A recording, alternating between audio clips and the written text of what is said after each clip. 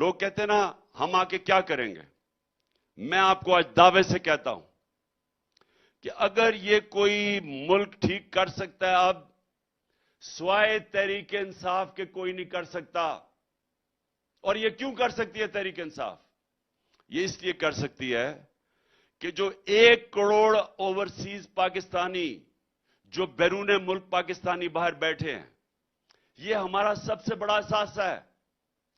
ان کے پاس اتنا پیسہ ہے کہ ہم 1 کروڑ میں سے اگر 5-6 لاکھ 10 لاکھ پاکستانیوں کو پاکستان میں سرمایہ کاری کرنے کے لیے لے آئیں تو آپ یہ ذہن میں ڈال لیں کہ آپ کو کسی کے سامنے ہاتھ پھیلانے کی ضرورت نہیں پڑے گی.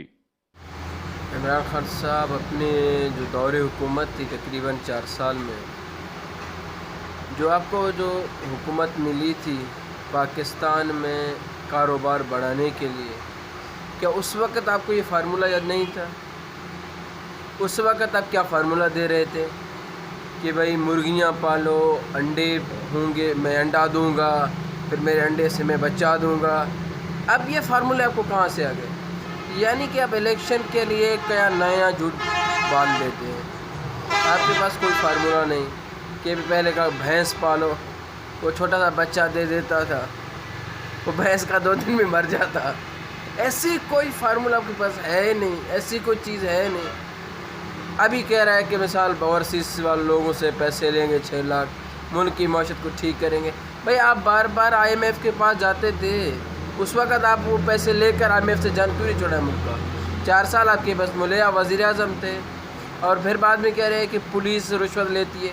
کیا 4 سال میں آپ رشوت کا خاتمہ کیوں نہیں کر سکتے؟ ڈی سی جو رشوت لیتے ہیں ان کا خاتمہ کیوں نہیں کر سکے؟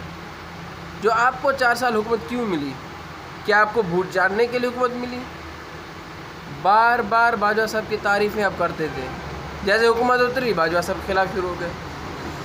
ہم نے کہا آپ بڑے محب وطن ہیں، پاک فوج کی بڑی عزت کرتے ہیں اپنے دور حکومت میں، جیسے ہی پاک حکومت سے اترے پاک فوج کے پیچھے پروپیگنڈا. تو عمران خان آپ کے پاس تو فارمولہ کچھ نہیں ہے. میں حقیقت دیکھ رہا ہوں چند بے وقوف لوگ ہیں جنہوں نے آپ کی حکومت دیکھ کے، آپ کی ملک مخالف پالیسیز کو دیکھ کر پھر بھی آپ کے ساتھ ہیں. ان میں چند نادان بچے ہیں، باقی جو ذہن واش کیے گئے ہیں غیر ملکی طریقے سے، وہی لوگ آپ کے ساتھ کھڑے ہیں. پاکستان کا کوئی محب وطن نے جو تیری حکومت دیکھی، اس کو سوچا، اس ملک کی حالات کو دیکھا، آگے آپ کی حکومت کو کیسے چلا سکتا ہے؟ باقی دیندار طبقہ جو ہو وہ تو آپ کی حکومت کا سوچ نہیں سکتا. جتنا اسلامی تشخص کو آپ نے نقصان پہنچا